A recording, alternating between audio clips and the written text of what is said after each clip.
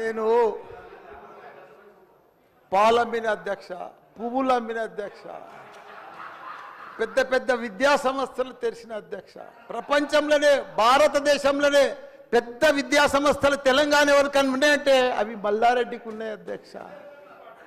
కానీ ఇప్పుడు అంతా అయోమయం ఆగమాగం ఉంది అధ్యక్ష. ఎట్లా అంటే నా మేడ్చల్ నియోజకవర్గం అధ్యక్ష, భారతదేశంలోనే ఏకైక నియోజకవర్గం మేడ్చల్. నేను జిల్లా చెప్తలేను అధ్యక్ష, నియోజకవర్గం నాది పెద్దది అధ్యక్ష.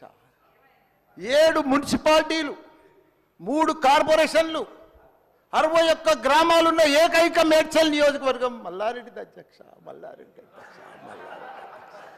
దాన్ని అతులం కుతులం చేస్తున్నారు అధ్యక్ష. దాన్ని జిహెచ్ఎంసీ అని. ఇప్పుడు నా తన 7 మున్సిపాలిటీలు ఉన్నాయి, 3 కార్పొరేషన్లు ఉన్నాయి, 61 గ్రామాలు ఉన్నాయి. అందులో 28 గ్రామాలు తీసి మున్సిపాలిటీలలో కలిపేసారు పక్కకునే గ్రామం.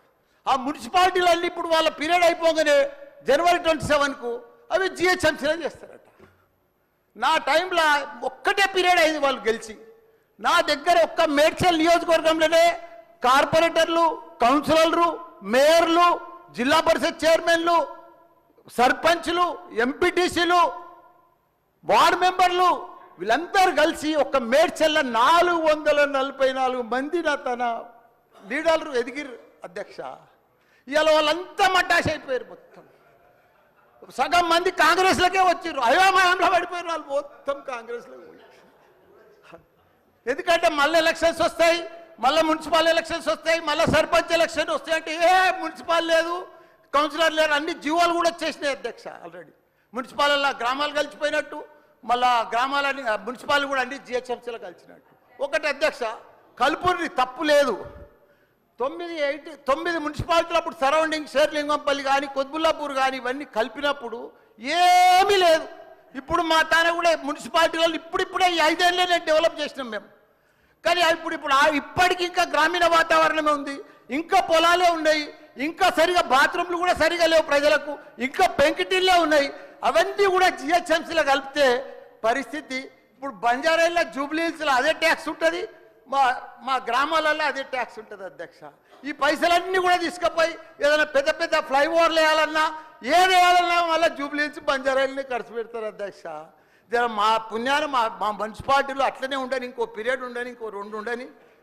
శ్రీధర్ బాబు గారు, మా సీఎం కూడా చెప్పండి మీరు దయచేసి ఈ సభ ద్వారా మా మున్సిపాలిటీలో ఇంకో పీరియడ్ ఉంటే మంచిగా అవుతుంది. ఎందుకంటే గ్రామీణ ప్రాంతాలు ఉన్నాయి, ఇంకా వ్యవసాయాలు ఉన్నాయి, ఇంకా పెంకటిళ్ళు ఉన్నాయి. మనం అన్ని ఇప్పుడు నా అన్ని కూడా జిహెచ్ఎంసీలో కలిసినట్టు. నాకు రూరల్ లేదు, ఎంపీటీసీ లేదు, సర్పంచ్ లేడు, కౌన్సిలర్ లేడు, ఓన్లీ కార్పొరేటర్. అది కూడా 20-30 వేలకు ఒక్కరు అవుతారు. 444 మంది పోయి 40 మంది కూడా గారు 8-10 మంది అవుతారు నా నియోజకవర్గం. 6,48,000 ఓట్లు ఉన్నాయి అధ్యక్ష. అది అయిపోయిందా? ఈ పార్టీకి అయిపోయింది. దయచేసి అది చెప్పినా మీకు అంత మనవించుకున్నా. హైడ్రా భారతదేశంలోనే మన హైదరాబాద్ అంటే, తెలంగాణ రాష్ట్రం అంటే ప్రపంచమంతా మోగిపోయింది అధ్యక్ష.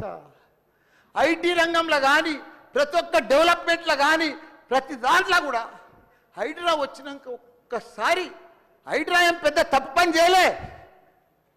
కానీ హైడ్రా వచ్చినాక ఒక భయాందోళనతో మొత్తం కుప్పగొలిపోయింది అధ్యక్ష. హైదరాబాద్ సిటీ దిష్టి తగిలిపోయింది అధ్యక్ష. నువ్వేమన్నా అనుకో, ఎందుకంటే నాకు పెద్ద ల్యాండ్ బ్యాంక్ ఉంది, నాకు పెద్ద విద్యా సంస్థలు ఉన్నాయి, నాకేం నష్టం లేదు, నేనేం ఎఫ్టీఎల్లో లేను, బఫర్ జోన్లో లేను. నేను జనరల్గా చెప్తున్నా, అభివృద్ధి అమెజాన్, గూగుల్, ఫేస్బుక్, యాపిల్ లాంటి కంపెనీలు అమెరికా తర్వాత ఇక్కడ మన హైదరాబాద్ తెచ్చిండు మన కేటీఆర్ అధ్యక్ష. హెడ్ క్వార్టర్స్ ఈయనే ఉండే అధ్యక్ష. ఐటీలా మనం కర్ణాటక, బెంగళూరు మించినాం అధ్యక్ష. ఇక్కడ 9 లక్షల మంది ఉద్యోగాలు చేస్తున్నారు, ఐటీ ఉద్యోగాలు. పెద్ద పెద్ద ప్రపంచం అంతా కూడా హైదరాబాద్ తీసుకొచ్చి పెద్ద పెద్ద వాళ్ళకు బుగులు పట్టిపోయింది అధ్యక్ష. గరీబ్ వాళ్ళు అయితే గుండెలు వలిగిపోయినాయి అధ్యక్ష. మరి అది ఎందుకు తెచ్చిర్రో ఏమో మళ్ళీ నాకు అర్థం కాదు. ఇప్పుడు ఒకటి అధ్యక్ష, ఇప్పుడు నాయే కొన్ని ఎఫ్టీఎల్ ఉన్నాయనుకో, ఎగ్జాంపుల్ చెప్తా శ్రీధర్ బాబానా. మన ఇంట్లో మన సెల్ ఫోన్లో చూస్తే మన భూమి ద ఫ్లో ఆగిపోతుంది అన్న. మీకు దండం పెడతా, మీరంతా చాలా మేధావులు. మన ఇంట్లో కూర్చొని కూడా మన పొలం హైడ్రాల్ ఉందా, చెరువు ఎఫ్టీఎల్ ఉందా, బఫర్ జోన్లు ఉందా చూసుకోవచ్చు, అంత టెక్నాలజీ వచ్చింది. గూగుల్లోకి పోతే చూసుకోవచ్చు. చూసి ఎవరెవరికి ఉందో ముందే నోటీసులు ఇచ్చి ఓపికతో అర్జెంట్ ఏముంది, తెల్లారి శుక్రవారం పొద్దుగల్లే పోయి శనివారం పొద్దుగల్లే పోయి కూలగొట్టాలని ఏముంది అధ్యక్ష. నిదానంగా వాళ్ళు కూడా మన తెలంగాణ ప్రజలే, వాళ్ళంతా కూడా మీరు ఓటేస్తేనే మనం మంత్రిలో కూర్చున్నాం. మనం అంత ఆదల బాధ ఆధార్ చేసేది, టెన్షన్ చేసేది ఏం అవసరం. మంచిగా నోటీస్ ఇచ్చి బాబు చేంజ్ చేసుకో, మార్చుకో, చూసుకో, నీకు ఇది ఇస్తాం, గరీబోడు ఉంటే ఇది ఇస్తాం, ఈ బెడ్రూమ్లకు అని నిమ్మడంగా చేస్తే అయిపోయాయి కదా. ఇంకా 4 ఏళ్ళు ఉంది కదా మీకు, ఈ ఏడాదిలోనే ఫస్ట్ ఇయర్లో చేయాలని ఏముంది, అన్ని కొన్ని చేసుకుంటా ఉండి. రియల్ ఎస్టేట్ అయితే అధ్యక్ష